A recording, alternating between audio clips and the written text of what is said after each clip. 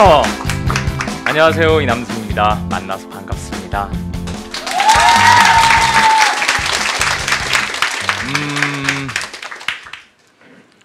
저는요, 사람을 좋아합니다. 그리고요, 그 사람이 사는 곳에 관심이 많습니다. 사람에 관심이 많고 사람이 사는 곳에 관심이 많아요. 놀라지 마세요. 스토커는 아닙니다. 자칫 잘못했으면 스토커가 될 수도 있었겠지만 긍정적인 방향으로 바꿔서 저는요, 지리를 좋아하게 되었습니다. 그리고 지리를 배웠고 지금 지리를 가르치고 있습니다. 지리라는 것은요, 상대방, 남에 대한 관심, 그리고 그 사람이 살고 있는 장소에 대한 관심에서 시작됩니다.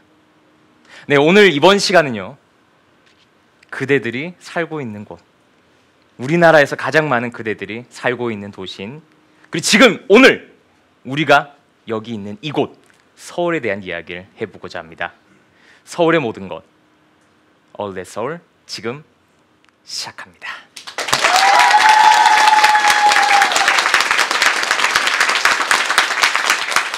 네, 선생님은요, 저는요, TV를 엄청 좋아합니다. 여러분 TV 좋아하시나요? 네. 그래요? TV를 너무 좋아해가지고요, 매일 TV만 봐요. 일할 때도 TV를 놓고 봅니다.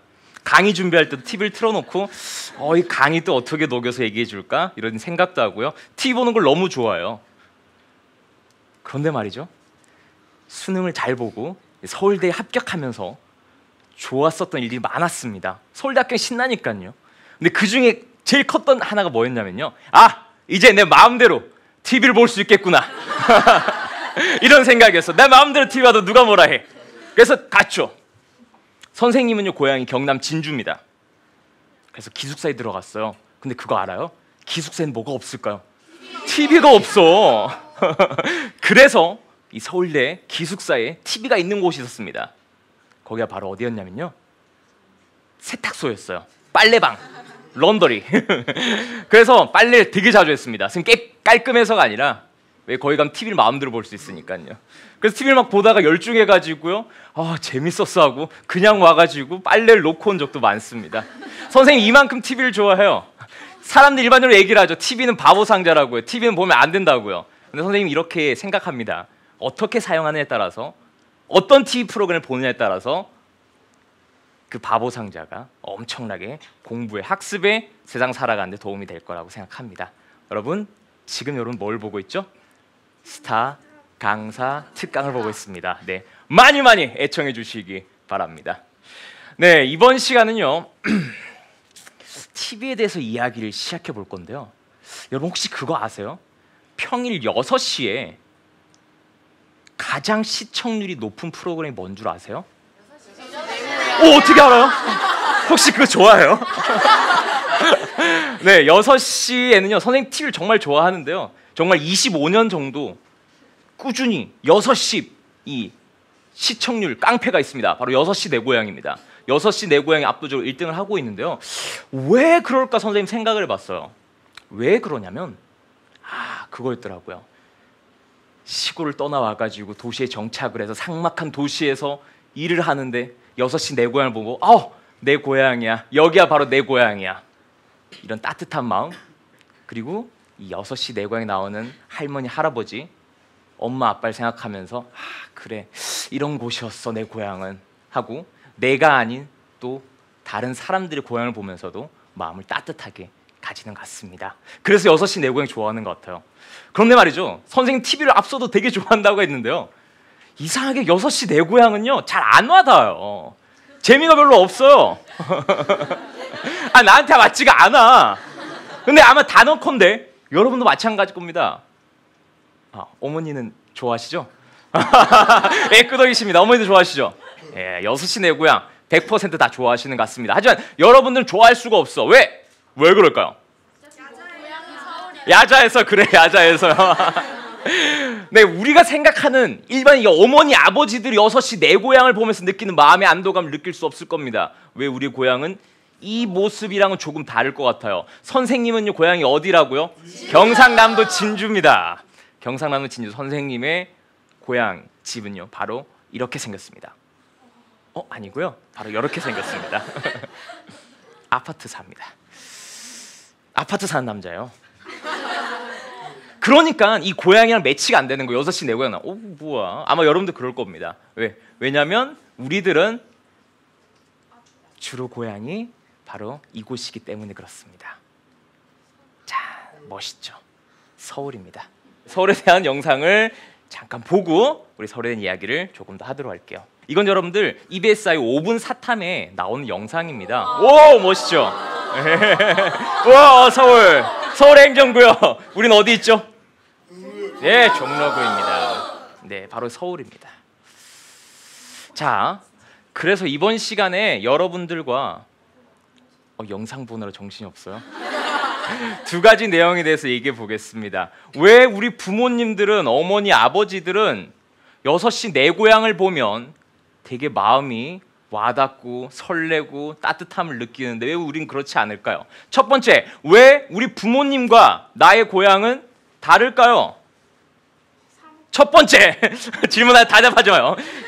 두 번째, 그래, 우리의 고향이 서울이야. 그러면 서울에 대해서 좀 알아야지, 그치? 서울에 대한 내용들을 얘기해 보도록 하겠습니다. 두 가지 내용 같이 시작해 볼게요. 자, 여러분들의 고향은 서울이 주로 많을 겁니다. 그리고 나는 고향이 서울이 아닌데 그래도 여러분들은 뭘 목표로 열심히 공부하고 있죠? 훌륭합니다. 인서울입니다. 여러분 언젠가는요 서울에 오게 될 거고요. 서울에서 아마 직장을 가지고 결혼도 하고 자리를 잡을 겁니다. 자, 이런 고향에 대해서 우리 한번 살펴봅시다. 자, 그럼 여러분들 고향인 혹은 대한민국 수도인 서울에 대해서 얼마나 아는지 한번 간단한 시험 해볼까요? 시험 나오니까 신나요? 이 시험은 OX 퀴즈입니다. 정답률이 50%예요. 최하 50%. 평균 정답률 95%입니다. 걱정하지 말고요. 같이 OX 한번 해보도록 합시다. 자, 그럼 서울에 관련된 질문 첫 번째입니다. 서울의 인구는요 약 100년 동안에 50배 증가했다. 자, 생각하고요. 생각하고. 대답하지 마. 생각하고. 준비됐지?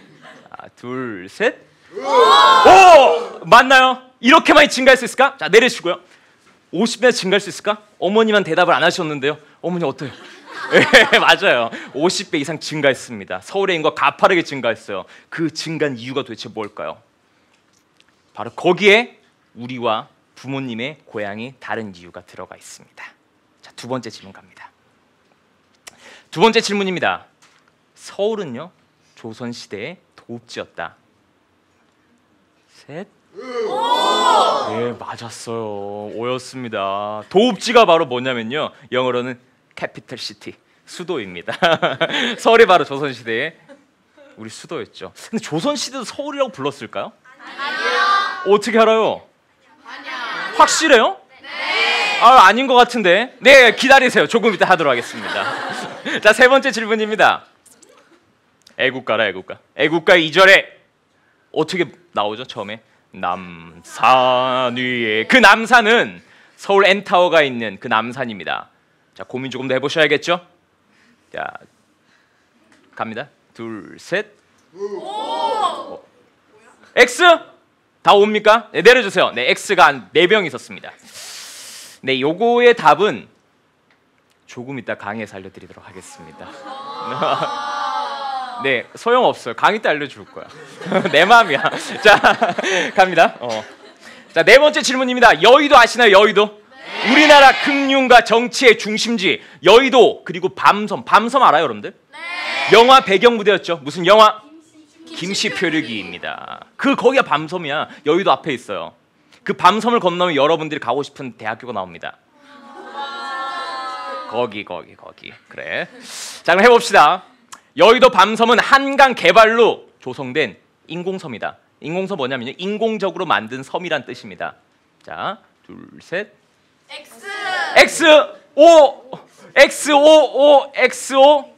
XO는 답은 X입니다. 자연섬이에요. 자연산입니다.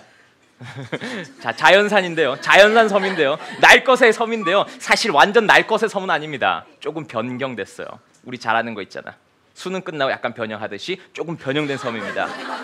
그 섬에 대해서도 알려드리도록 하겠습니다. 자, 그 다음 질문입니다. 서울에서 집가. 우리 어머님들이 잘 아시겠죠? 집가. 집가 뭐죠? 땅지 가격가. 땅값이 가장 비싼 곳은 바로 이 자리. 대학로이다. 둘, 셋. X. 아, 정말 우리 학생들이 땅값을 잘 알죠? 학생 맞죠? 얼굴은 학생인데, 네, 맞습니다. 대학로가 아니고요. 어디냐면요, 네, 명동입니다. 중구 명동입니다. 그거에 대해서 우리 이야기해 보도록 하겠습니다. 자, 마지막입니다. 자, 요 문제는 어렵습니다. 우리 고1, 2는 모를 거예요. 고3들은 알겠죠? 그리고 아마 2016 수능이 나올지도 모릅니다. 잘 생각해 보세요. 수능 시험장에 지금 20번 문제야. 자, 서울시 여러 구가 있습니다. 동대문구, 관악구, 강남구, 서초구, 구가 여러 가지 있습니다. 구들 중에서 안에 법정동이 있어요. 법으로 정해진 동이 있습니다. 이 법정동의 개수가 가장 많은 곳은 종로구이다. 둘, 셋. 아, 네, 괜찮아요. 다시 수능 보면 됩니다. 정답은 O입니다. 종로구가 가장 많습니다. 법정동이. 그 이유에 대해서도 알려줄게요. 자, 이렇게 우리가 서울에 대해서 이야기를 해보았습니다. 여러분, 이 중에서는요, 서울이 고향인 친구들도 있고요. 그리고 서울이 고향은 아니지만 서울에서 앞으로 살게 될 친구도 있습니다. 우리나라 최고의 도시 이 서울에 대해서 우리 이번 시간 얘기해 보도록 합시다. 왜 엄마와 아빠와 나의 고향은 다른지, 그리고 이 서울이라는 곳은 어떤 곳인지에 대해서 하나씩 얘기해 보도록 하겠습니다. 알겠죠? 자, 그러면서 저절로 이 강의가 수능 공부가 되는 거예요. 여러분 누구예요? 수험생. 네, 맞아요. 수험생입니다. 간단하죠. 수험생이에요. 여러분, 이 방송은요, 6시 내 고향이 나오는 K본부가 아니라 대한민국 수능 1등 채널 EBS입니다. 네, 그래서 수능과 관련해서 얘기를 조금 하도록 하겠습니다. 수능에는요, 이 서울만, 내가 살고 있는 이 서울만 알아도 맞출 수 있는 문제가 엄청나게 많습니다. 작년 2015년에 그리고 재작년 2013년에 모두 몇 문제나 출제됐을까요? 4문제가 바로 이 서울과 관련한 문제 출제됐습니다. 지리란 과목은 뭐라고 했죠?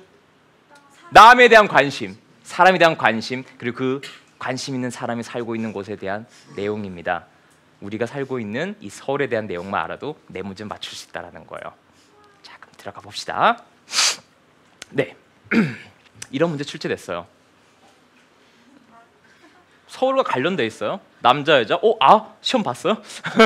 네, 기출문제 공부했던 거죠. 이런 문제들이 작년 수능에 나왔고요. 재작년 수능에 이 문제가 나와서 정말 1번 문제 나와가지고요, 학생들, 수험생들을 멘붕에 빠뜨린 문제가 있습니다.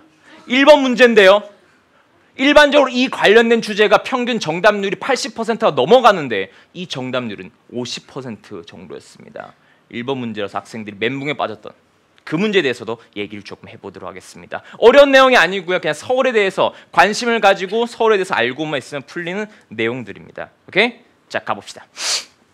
자, 첫 번째. 뭐죠, 여러분들? 그래프입니다. 우리는요, 그래프를 2가지 볼 거예요. 그 첫 번째 그래프입니다.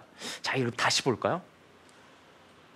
바라바라밤, 바라바라밤. 그래프가 엄청나게 증가해 버립니다. 도대체 이 그래프는, 이 선은 뭐일까요? 서울의 인구. 정말 여러분들 똑똑하군요. 어떻게 맞췄죠? 아무런 자료가 없는데? 네, 맞습니다. 서울의 인구수 변화입니다. 서울의 인구는요, 이렇게 급격하게 증가하게 됩니다. 자, 그 인구에 대한 이야기 먼저 해보도록 하겠습니다. 조선 건국 당시에 서울의 인구가 대략 몇 명이었을까요? 500만 명? 500명? 네네네, 10만 명 정도였습니다. 조선 건국 당시 10만 명이었고요. 그 다음에 이제 일제강점기 전에 몇만 명이냐? 대략 20만 명이었습니다. 2배로 증가했습니다. 이 오랜 기간 동안 약 600년 동안 2배 증가했습니다. 그리고 일제강점기를 거치면서 인구가 증가하기 시작했죠. 여러분 혹시 그 내용 아나요? 인구 변천 모형? 네, 알고 있습니다. 여러분 잘 모르기 때문에 지금 얘기해 줄게요. 인구는요, 어떻게 성장하냐면요, 인구의 성장하는 과정에 대해서 어떤 사람이 이론을 세웠어요. 인구의 성장은 출생률과 사망률의 변화에 따라서 인구가 증가하고 감소한다라는 내용이 인구 변천 모형이고요. 크게 4단계로 얘기를 합니다. 조선시대 때 무려 600년 동안 서울의 인구가 10만에서 20만 2배밖에 증가하지 않았던 이유는 뭘까요? 그렇죠. 많이 태어나기도 했지만 사망률이 높아서 했습니다. 그게 다산, 다사 1단계죠. 그죠? 자, 그러다 일제 강점기 들어가지고요, 사망률이 급격히 감소합니다. 왜 그럴까요? 그렇죠. 의학 기술의 발달, 그리고 토지 생산성이 증가합니다.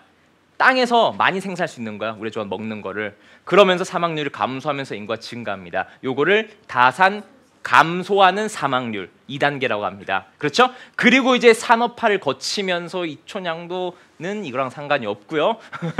그러면서 인구가 증가합니다. 그러다가요, 이제 출생률도 마찬가지 감소하면서 인구의 증가율 속도가 느리게 되는 것이죠. 자, 여튼 우리나라에서 이 서울은요 일제 강점기를 거치면서 그 다음에 광복 후에 산업화에 따라서 온 사방 곳곳에서 서울로 사람들이 모여듭니다. 왜 모여들죠? 서울에 뭐가 많아서 서울에 사람들이 많이 모여들까요? 일자리가 많습니다. 왜요? 산업화니까. 예전 농업화 사회에서는요, 우리는 어떤 삶을 살았습니까? 토지에서 농사를 지어 살았습니다. 주요 생산 요소가 토지고 노동력이었습니다. 그죠? 그래서 아이를 많이 낳는 것이 재산이었잖아요. 하지만 산업화는 다릅니다. 주요 생산 요소가 어디예요? 공장이에요. 공장 어디 있니? 서울에 있습니다. 그러자 노동자가 서울에 몰렸고요. 사람들이 많으니까 이 사람들에게 밥을 팔까? 음식을 제공할까? 옷을 만들어줄까? 뭐 이런 것들, 서비스업도 같이 증가하게 된 거죠. 그러면서 서울의 인구가 엄청나게 증가하는 것입니다. 자, 우리 아까 살펴봤던 출생률과 사망률 관련된 인구 증감은요, 뭐라 한 줄 알아요 혹시? 자연적 요인, 자연적 증감이라고 합니다. 그런데 이런 이촌향도에 따라서 인구가 서울에 집중해서 서울의 인구가 많아지는 것은 무슨 증감이랄까요? 사회적 증감이라고 합니다. 야, 대단하네요. 전입 인구가 전출 인구보다 많았기 때문에 그렇죠. 그러면서 서울의 인구는 이렇게 증가합니다. 쭉쭉쭉쭉 증가합니다. 1000만 명을 찍어버리는 것이죠. 1900년대 초에 20만 명이었다가 이 100년 사이에 몇 배? 50배인 1000만 명에 육박하게 됩니다. 자, 그러다가요 1990년부터 인구가 조금씩 감소하기 시작합니다. 왜 감소할까? 혹시 아는 사람 있나요? 교회화. 뭐라고요? 교회화. 네, 맞습니다. 교외화입니다. 서울의 인구가 과밀화되면서 이제 좀 너무 과밀화됐어. 새로운 주택을 지어야 되는 서울은 공간이 부족해 라고 하면 서울 주변의 도시들을 만들어요.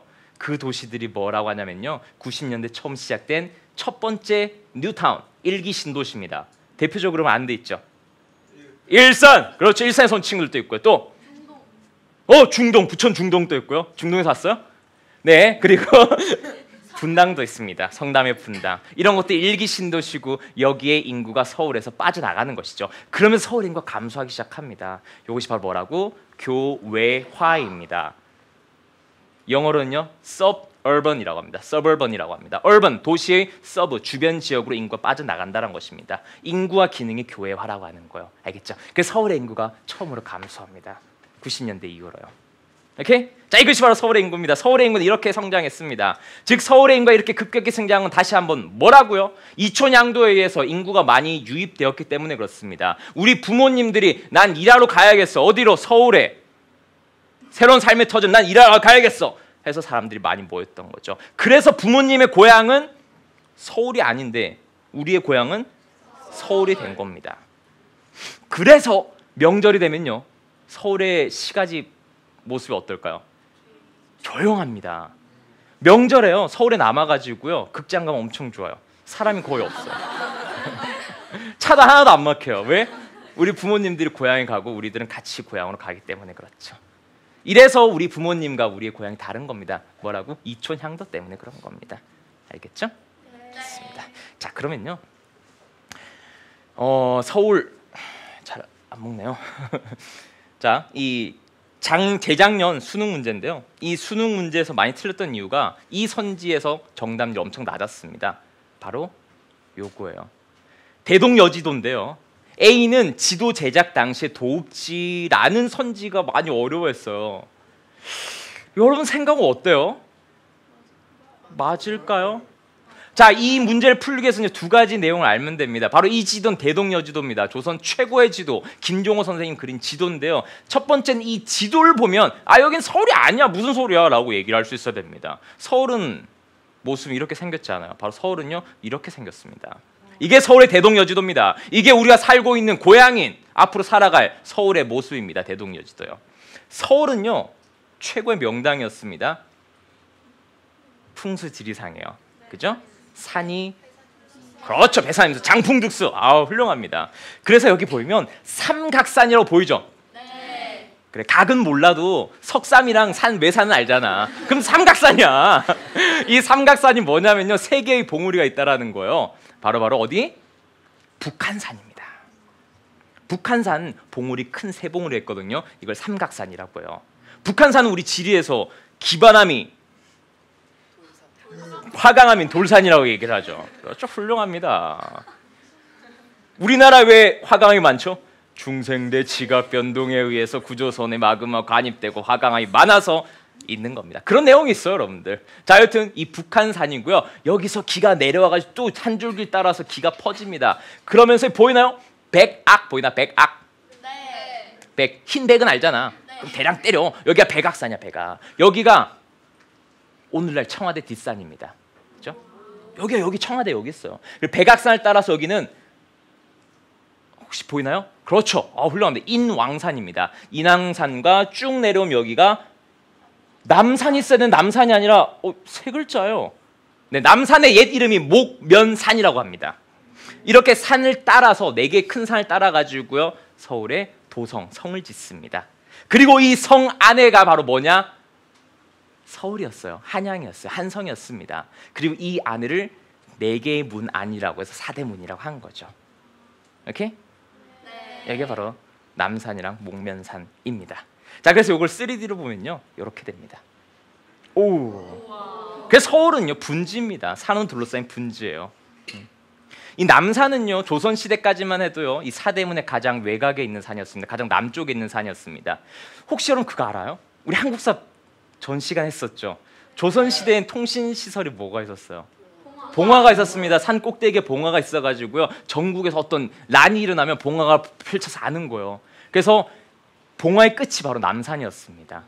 왜냐하면 남산 높아가지고 남산에 올라가면 다 보였거든요, 사대문이. 그래서 궁궐에서 남산에 봉화가 있나 없나 요걸 보고 나라에 무슨 일이 있나 요거를 알게 되었다라는 것입니다. 여기 바로 남산입니다. 자, 그럼 이 남산 위의 소나무, 이 남산은 바로 이 남산일까요? 목면산을 얘기할까요? 네, 맞아요. 남산 위에 저 소나무 철갑을 들은 듯 남산입니다. 그런데 말이죠, 우리나라에는요 이 남산이라는 이름을 가진 산이 무지무지 많습니다. 약 31개가 있습니다. 우리나라는 산지가 70%여가지고 우리 동네 앞에 있는 산들 다 남산이라고 했어요. 그래서 남산 위에 저 소나무 철갑을 두른 듯, 그 남산은요 이 서울 N타워가 있는 이 남산도 되고요 우리 모든 사람들이 살고 있는 동네의 앞산도 되는 겁니다. 모두의 집 앞에 있는 산의 소나무에 기상을 이어받자라는 뜻이겠죠. 이런 게 비슷한 게 있어요. 저기 강원도나 영동 지방, 저기 동해안을 따라서는요 남대천도 많습니다. 남대천도 마찬가지입니다. 남대천이 뭐죠? South Big 천입니다. 마을 남쪽에 흐르는 하천을 얘기해요. 왜냐하면 우리나라는 배산 임수여서 남쪽에 하천이 흘렀기 때문에 남대천이야 이름의 하천들이 많은 겁니다. 남산도 그런 식으로 이해하시면 됩니다. 알겠죠? 네. 자, 그리고요 이 남산은 또 재미난 걸 하자면요 이 남산은요 이 서울의 랜드마크입니다. 여러분 게임 알죠? 네. 서울하면 남산이죠. 그래서 이 조선시대 때 남산이 가장 남쪽이었지만요 지금은 남산이 우리나라의 한 가운데 위치하고 있습니다. 이만큼 서울이 점점 팽창이 되었다라는 거예요. 남산은요 지리적으로 되게 중요합니다. 왜요? 그 위에 서 있으면 임금이 있는 사대문 안이 다 보였기 때문에. 그래서 조선시대 때 남산을 함부로 올라가게 했을까 못했을까? 못했습니다. 그래서 남산은요 조선시대 다른 산들과 다르게 산림이 되게 울창했습니다. 오늘날은요 우리 에너지 소비 구조가 어떻죠? 네, 석유를 많이 쓰죠, 그죠? 석탄이나. 근데 옛날에는 어떤 에너지를 썼을까요? 나무를 썼습니다. 그래서 조선 시대는요 오늘날과 다르게 산에 나무들이 별로 없었는데 남산에 나무가 많았다라는 거죠. 그래서 도시의 허파 역할을 했습니다. 일제도요 이 남산을 좋아했어요. 일제 강점기 때 이 남산을 차지합니다. 그러면서 조선 신사를 갖다가 여기다 지어버리죠. 그 과정에서 남산의 생태계가 많이 파괴되었습니다. 오늘날에는요 이 식목원이 자리 잡고 있거든요. 여러분들 대학생이 돼가지고요 이 남산에 데이트하러 꼭 가보세요. 남산 가면요 남산 데이트에서 꼭 가봐야 될 곳이 있어요. 맛집입니다. 지리는 어떻게 시작된다고요? 사람에 대한 관심, 사람이 살고 있는 곳에 대한 관심입니다. 그리고 한 가지 더 추가하자면 뭘까요? 맛집에 대한 관심입니다. 저는 사실 세 번째를 제일 중요시 여겨요. 맛집을 되게 중요시 여깁니다. 여행을 가면요 무조건 먹방입니다. 그 남산에 뭐가 유명하냐면 돈가스 집이 되게 유명해요. 그 왜 돈가스 집이 유명한 건 찾아봤어요. 문헌도 찾아보고 물론 인터넷에 찾아봤지만 안 나와요. 그래서 생각해봤죠. 아 여기가 일제 강점기부터 일본 사람들이 많이 살아서 일본 음식인 돈가스 집이 발달했겠구나. 그리고 산업화를 하면서 지금과 다르게 예전에는요 어머니 그렇죠 명동만이 유일한 시가지였습니다. 우리 어머니가 아버지를 만나고 데이트를 했을 때는 명동에서 데이트했을 거예요. 데이트를 하는데 오빠가 뭐 사줄까? 남산 가서 돈가스를 먹을까?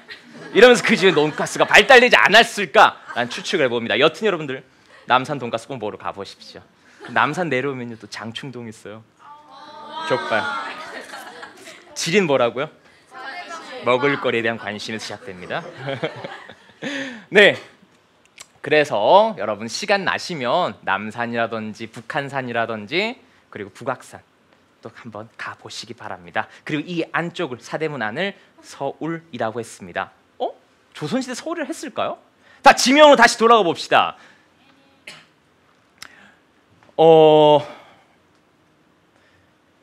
조선시대에는요 서울이 아니었습니다.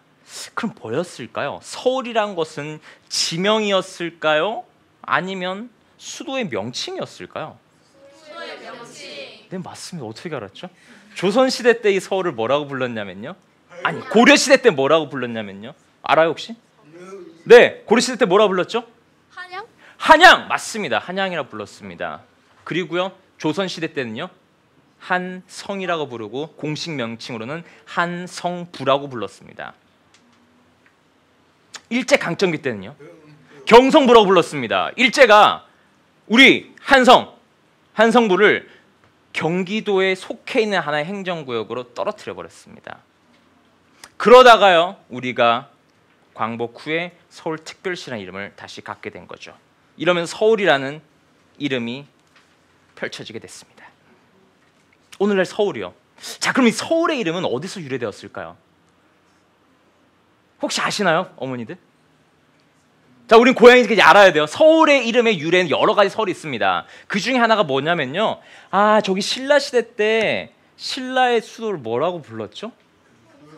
네, 경주인데 이거를 뭐라고 불렀죠? 설화벌이라고 불렀습니다. 설화벌. 이 설화벌에서 유래됐다라는 거예요. 설화벌을요, 백성들이 셔블 영어 아니에요? 욕도 아닙니다. 셔블이라고 부르다가 이게 한자로 서벌이라고 해서 요게 서울의 이름이 유래되었다라는 이야기도 있습니다. 그리고 여러분들 우리 조선 후기의 대표적인 지리학자 있죠. 조선 최고의 인문 지리지를 편찬한 사람 이중환 선생님이 쓰신 택리지에 이런 글이 나옵니다. 이중환 선생 택리지 한양 도성의 그 성 있잖아요. 그 돌담 안쪽에 눈이 안 쌓이고 녹아 있더라. 그래서 눈설 울타리 안에 눈이 안 쌓여 있어.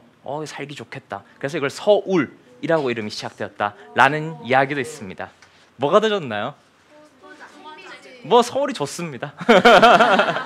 네, 이것이 바로 서울이었습니다. 네. 그래서 이제 우리 서울의 이름에 대해서도 얘기를 해봤고요. 자, 그 다음은요. 이제 서울은요 이렇게 행정구역이 변화됩니다.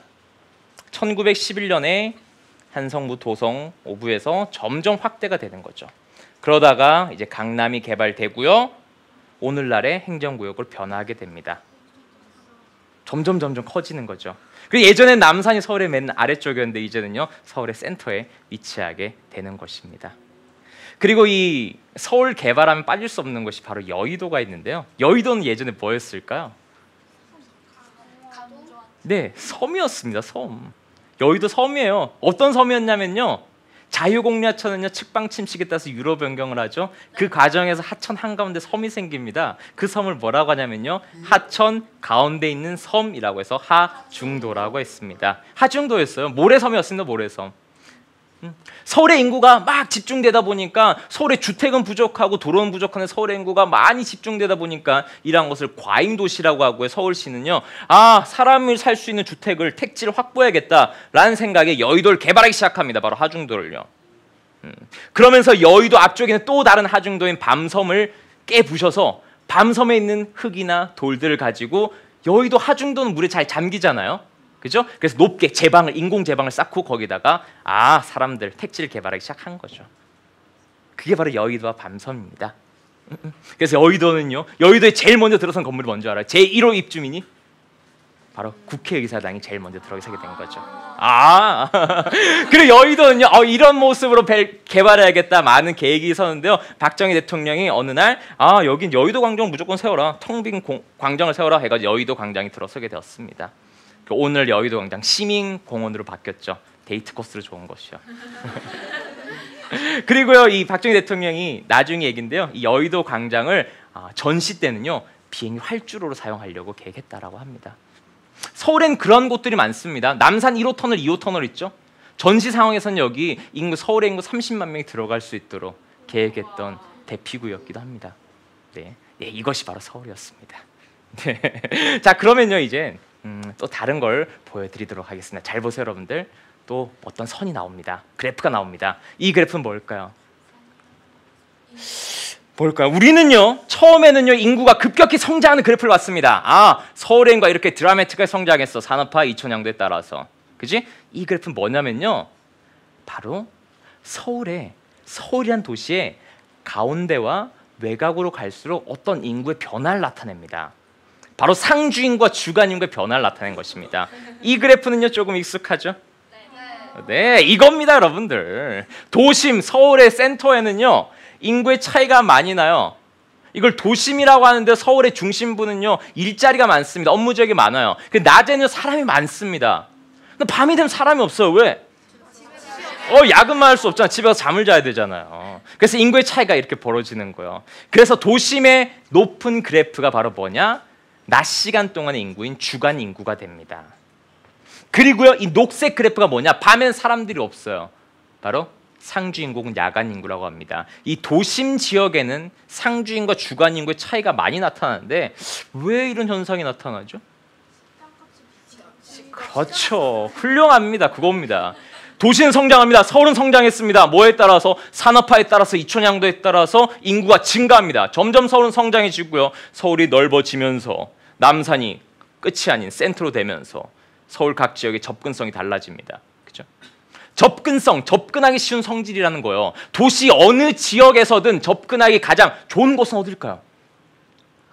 가운데겠죠. 그죠? 그래서 이 가운데가 접근하기 쉬우니까 사람들이 많이 왔다 갔다 하고 여기서 장사를 하면 돈 수익이 잘 되겠지. 지대도 비싸지고 지가도 높아집니다. 그러면서 도심 지역에서는요 업무 지역, 상업시설들이 입지하는 것이죠. 그 비싼 렌트료를, 비싼 지대를 지불할 필요가 없는 주거지역은 어디로?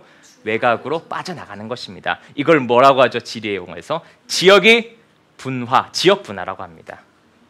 지역 분화에 따라서 도심에는 이런 인구 모습이 나타나고요. 이렇게 낮에는 사람이 많은데 밤에는 사람이 없는 현상을 뭐라고 합니까? 혹시 아는 사람 있나요? 네! 뭐라고요? 인구 공동화 현상. 뭐라고요? 인구 공동화 네, 현상이요. 인구 공동화 현상이라고 합니다. 인구 공동화 현상, 아주 중요한 내용입니다. 바로 이렇게 도심에서 낮 시간과 밤 시간 인구가 다른 것을 인구 공동화 현상이라고 합니다. 좋습니다. 자, 이렇게 서울은요 지역 분화에 따라서 업무 지역과 주거 지역이 나뉘게 되는 였습니다. 우리 교과서에는 여기까지 살펴봤죠. 그죠? 그런데요, 이 서울의 도심 재개발 과정은요 조금 다른 측면이 있습니다. 우리 부모님 아실지도 몰라요. 오늘날 서울의 도심은 아까 얘기했듯이 명동이나 종로나 중구 일대입니다. 정말 높은 빌딩들이 많죠. 그죠? 근데 70년대에는 또 그랬을까요? 그러지 않았습니다. 한 번에 대기업 본사들이 높은 건물들이 지어지진 않았어요. 70년대만 해도요, 정말 낮은 저층의 낡은 건물들이 많았습니다. 자, 이런 도심이 서서히 재개발이 되는데요.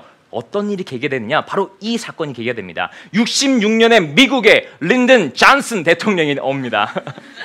이 미국 대통령이 오니까 환영 인파를 보내야겠어 하고 몇 명의 환영 인파가 갔냐면요, 275만 명의 환영 인파가 몰렸습니다. 이때 서울 인구가요 350만 명이었어요. 서울 인구의 몇 퍼센트? 약 79%, 80%의 인구가 미국 대통령이 오는 걸 기념하러 김포공항에서부터 시청 앞까지 꽉 환영 인사했어요. 그만큼 친했어요. 60년대는. 지금 상상도 못할 일이죠. 서울 인구의 80% 나가 있어. 자, 그런데요, 이 모습이 세계에 전파 방영이 됩니다. 그런데 말이죠, 이때마다 도심에 낡고 낡은 건물들이 많았습니다. 이걸 보고 이 모습이 전 세계에 전파되면서 우리 박정희 대통령이 생각합니다. 여기 도심을 개발해야겠다.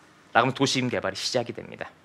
그러면서 이제 70년 들어서 가지고요, 개발이 되는데, 여기 오면 소공동이라고 혹시 알아요? 소공동? 롯데백화점이 있는 곳입니다. 소공동. 명동 롯데백화점. 나중에 여러분 많이 가게 될 거예요, 여학생들. 이 소공동에는요, 예전에 누가 살았냐면요, 이 화교들이 살았습니다. 차이나타운이 형성이 돼 있었어요. 그래서 이 최초로 하나란 대기업이 화교들에게서 땅을 사가지고 여기 대기업 본사, 대기업 건물을 건설하게 됩니다. 그래서 여기는 과거 소공동 화교가 살아서요, 오늘날 가면 여기는 어떤 맛집이 있을까요? 중국 음식, 특히나 탕수육이 그렇게 맛있습니다. 꼭 가보세요. 소공동 하면 뭐라고? 탕수육. 지리는 뭐라고요? 네, 관심입니다. 네, 그래서 오늘날 중국인 이 화교 학교도 바로 여기 소공동에 있습니다. 이러면서 대기업이 점점 하나 둘씩 80년대 중반까지 막 경쟁하듯이 도심에 모여들기 시작했죠. 그래서 우리가 일반적으로 얘기하는 접근성이 높고 지대 지가가 높아서 업무 지역이고 대기업 본사고 중추 관리 기능이 위치한 하기도 했지만 조금 다른 요인에 의해서 또 대기업의 본사들이 도심에 위치했다라는 겁니다. 그죠? 그래서 오늘날 도심의 모습은 바로 이겁니다. 멋있죠? 네. 멋있습니다. 자, 그럴 뿐만 아니고요, 오늘날 이제 도시가, 서울이라는 도시가 점점 성장해가지고요, 중심지가 하나뿐만 아니라 작은 부도심들이 생겨납니다. 강남이라든지요, 아까 설명한 여의도라든지요.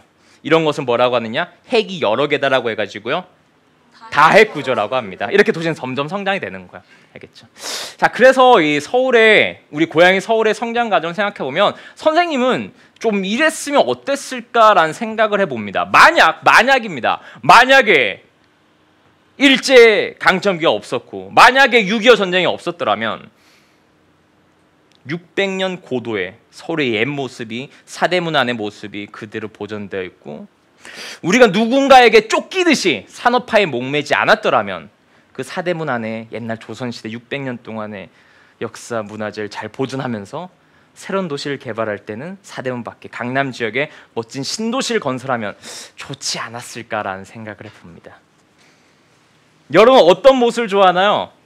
뉴욕의 맨하튼 스카이라인. 네, 스카이라인도 멋있습니다. 그런데 유럽 가면 또 옛날의 과거의 도시의 모습도 그런 것이 섞여 있었을 수 있었는데, 그래도 지금의 서울 모습도 상당히 아름답죠.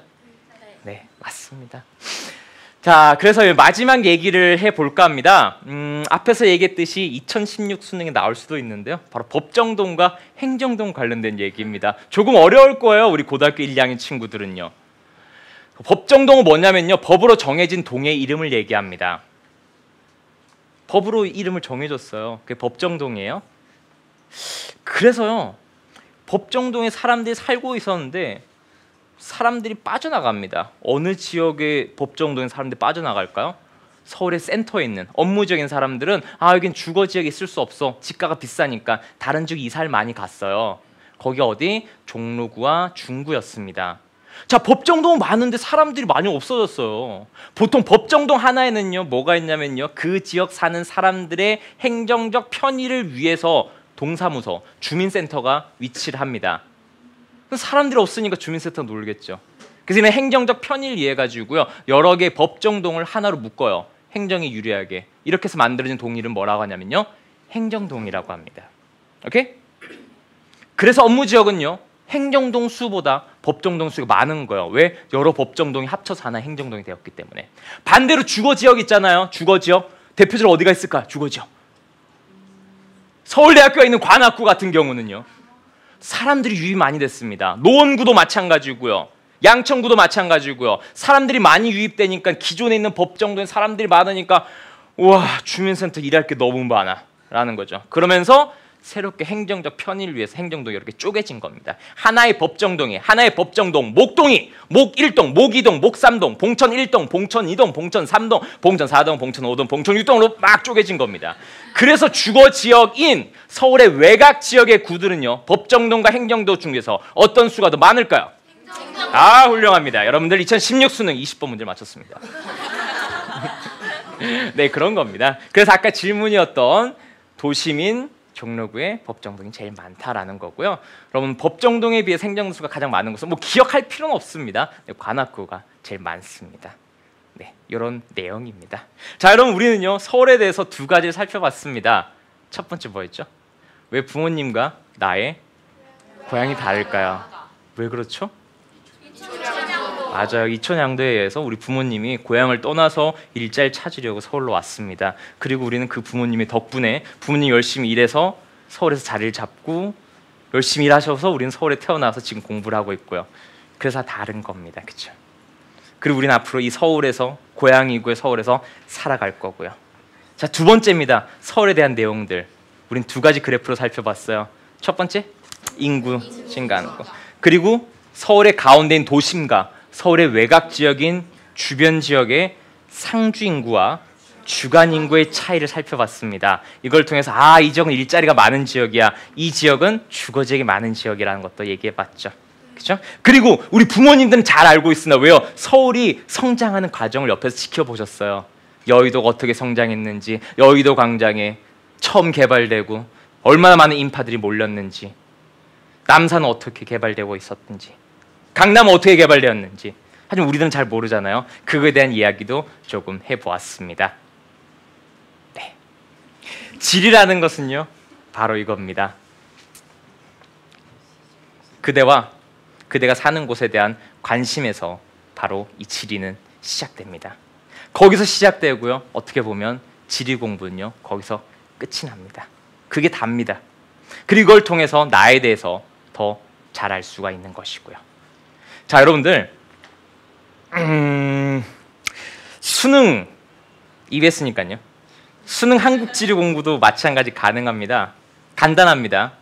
우리 한국에 대해서 관심을 가지고 이 대한민국이라는 나라에 대해서 애정을 가지고 있으면 거기서 바로 한국지리 공부가 시작됩니다. 우리가 오늘 50분가량 서울에서 배웠고 그러면 수능 문제 4문제를 맞출 수 있듯이 우리 주변에 대한 관심에서 수능 한국지리 공부는 시작됩니다. 자, 여러분들 수능 한국지리 공부는요 간단하게 얘기해서 3가지 얘기해 드릴게요. 어떻게 하면 되느냐? 첫 번째는요 개념의 정확한 이해입니다. 개념을 정확히 이해해야 돼요. 암기하려고 생각하지 말고 이해를 하셔야 됩니다. 두 번째는요 다른 사탐 과목과 다르게 한국지리는요 자료 분석이 중요해요. 자료를 정확하게 분석하고 그 자료를 개념과 어떻게? 연결고리를 찾아야 됩니다. 연결해야 됩니다. 그렇게 연결한다면 어떤 문제든 세 번째 다 풀 수가 있습니다. 단 문제풀이는 계속 반복해 주셔야 됩니다. 이 3가지만 한다면 여러분들 수능 한국지리에서도 좋은 점수를 받으실 수 있습니다. 그리고 여러분들 EBS I 사이트 오시면 수능 한국지에 관련한 여러 강의들이 있으니까요. 많이 오시기 바랍니다. 여러분 마무리 하도록 하겠습니다. 선생님 처음 앞에 말씀드렸던 거 있죠. 지리는요 남에 대한 관심에서 시작됩니다. 그리고 그 사람이 사는 곳, 남이 사는 곳에 대한 관심이 시작되고요. 그리고 또 먹을 것에 대해서 맛집에서도 관심이 시작됩니다. 그게 다입니다. 바로 주변을 사랑하고요. 주변에 대해서 조금 관심을 가지면 정말 세상을 보는 눈이 달라질 것입니다. 지금까지 이남승이었습니다. 감사하고요. 여러분, 우린 더 행복해질 거예요. 안녕.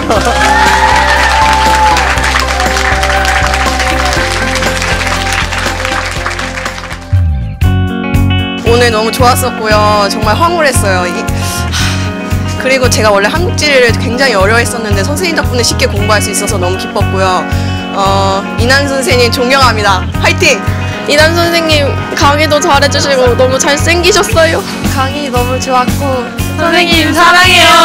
선생님 진짜 제가 실제로 본 남자 중에서 제일 잘생기셨고 정말 사랑합니다 제가. We are searching for the endless summer, 'cause even when it's gone we see the color.